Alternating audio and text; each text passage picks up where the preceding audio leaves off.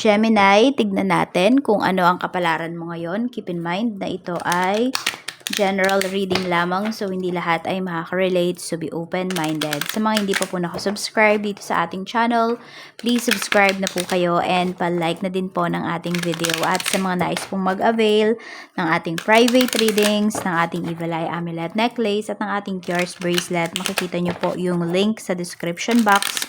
Tarot Intentions by Alian Reyes. Ilalagay ko na din dyan sa comment section. Ipipin ko siya para makita nyo agad.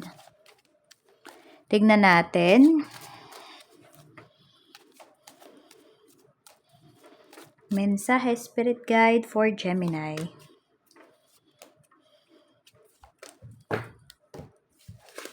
Meron tayo ditong freedom. Pwedeng ano ba to? Kontrata. Yan po. Yung iba sa inyo, pwedeng matatapos na, malapit na yung matapos yung kontrata ninyo sa isang trabaho. So, makakalaya na po kayo, makapaghanap na kayo ng sarili po ninyo, makapaghanap na kayo ng ibang trabaho.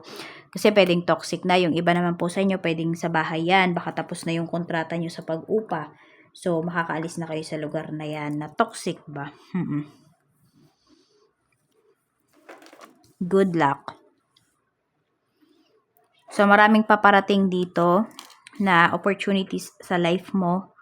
Maraming pagbabago. Ayan. Pagbabago na ikakaganda po ng buhay mo.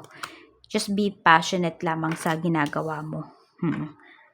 Maging dedicated ka and mahalin mo din talaga, no, kung ano man yung mga bagay na mayroon ka na ngayon at yung mga bagay na paparating pa sa life mo. Check natin ano ba yung mga issues na pwede mong kaharapin ngayon. Issues po, Spirit Guide, na pwedeng kaharapin ni Gemini. Tignan natin. Ano yung issues na yan? Issues na pwedeng kaharapin ni Gemini.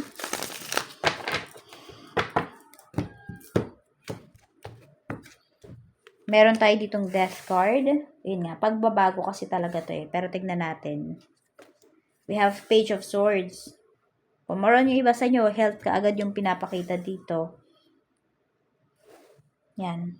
Pero ano din some of you, health. Yan po, baka need yung magpa-check up. Meron kayong follow-up check up for some of you. Pero parang nakaligtaan nyo yata. Meron naman dito, meron kayong sisimulan. Ayun, medyo meron magkakaaberya dito sa sisimulan ninyo. Pero, sinasabi naman dito, wag kayo agad-agad susuko. Actually, wala namang ibang taong involved dito. Kung hindi pwede po yung mga kilos ninyo, mga decision ninyo, yan po yung magmamatter ngayong araw na ito. Check naman natin pagdating sa love life. Sa love life naman po, Spirit Guide, kamusta? Kamusta po ang love life? We have, I cannot give you what you want or deserve. I'm sorry. Okay, meron dito. Pwedeng kayo pa rin ng taong to Gemini. Kayo to ng asawa mo, ng karelasyon mo. Yun lang, ano lang siya. Siguro, nalulungkot lang siya kasi hindi niya mabigay yung best niya. Or binibigay niya yung best niya pero parang kulang pa rin. Pero parang meron mga bagay, siguro more on material things, yun yung iniisip niya na hindi niya maibigay sa inyo ngayon. Pwedeng kinakapos kasi kayo, o kaya naman, iba kasi yung priority ninyo. Na kunwari mag-asawa, kundi kunwari pag-aaral ng inyong mga anak. Sabi dito, I feel abandoned by you and it is triggering my childhood traumas. So, meron po dito ay, yan, may traumatic experience, may traumatic may childhood traumas, ayan. So, okay. Yan nga, 'di ba may nagsasorry sa'yo. Tapos, pwedeng ikaw dito, kaya nafe-feel to ng person mo, or pwedeng, it's either ikaw yung naka-feel nito, Kasi, meron nga dito, yung parang, 'di ba, umaangat yung career. So, ano ba, nakakalimutan mo ba yung family mo? Nakakaligtaan mo na ba sila? Baka yun kasi yung nafe-feel ng asawa mo, or yun yung nafe-feel mo.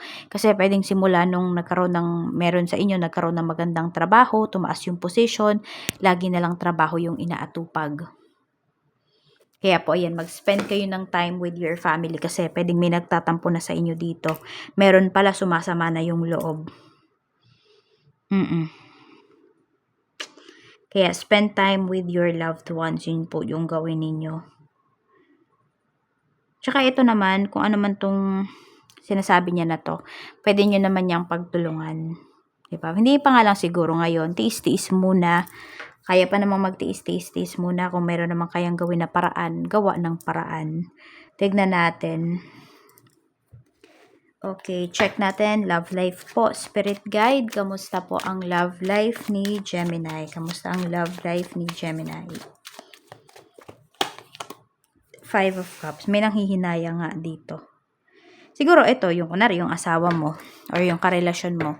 'Di ba? Dapat makakapagpakasal na kayo. Kaya lang, pwede po na merong magandang opportunity dito na pinakawalan niya. Yung mataas ba yung sweldo, ganun, para makaipon kayo para pampakasal. Pero parang, ano na yun, give up niya yun. Hindi niya grinab yung opportunity. Yung tipong ganun po.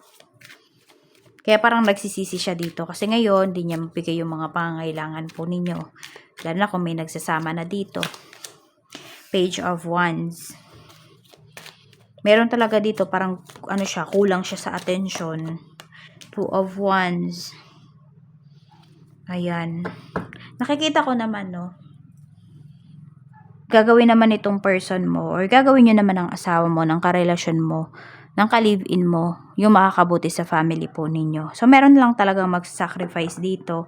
Kasi tignan mo, meron tayong Ace of Wands, meron tayong Two of Wands. So, parang may nagpaplanong mag-travel, nagpaplanong umalis. Yun yung pinapakita dito. So, meron bang nagpaplano dito ng mga ibang bansa? Ayan.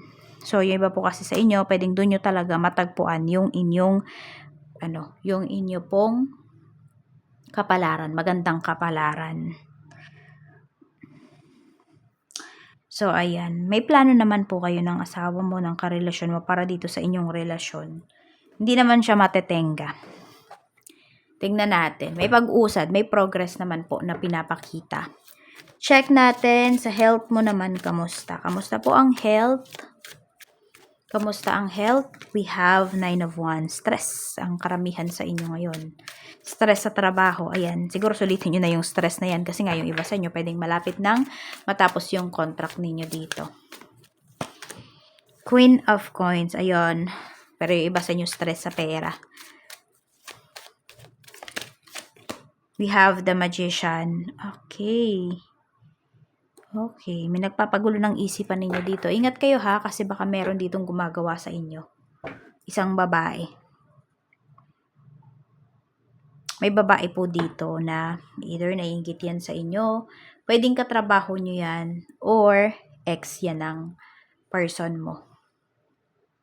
Pwede rin nanay niya, kung di kayo close. May issues kayo. Hindi lang dahil sa hindi kayo close ha, kundi parang may issues kayo. Health mo yung inaano nga nito. Health mo yung sinisira. Dahan-dahan lang siya.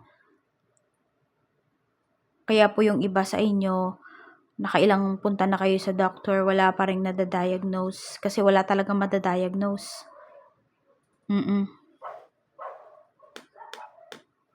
Sa ano po kayo, pwedeng magpatawas yung iba sa inyo, magpa-albularyo kayo. Could be your last resort for some of you. Kasi may gumagawa po sa inyo dito, Gemini. Kaya nakikita nyo, alam mo yun, unti-unti, palala yung nararamdaman mo. Alam mo yun, parang hindi na gumanda yung pakiramdam mo. So, ayan lang po. Maraming salamat. Mag-iingat po kayo always and more blessings to come.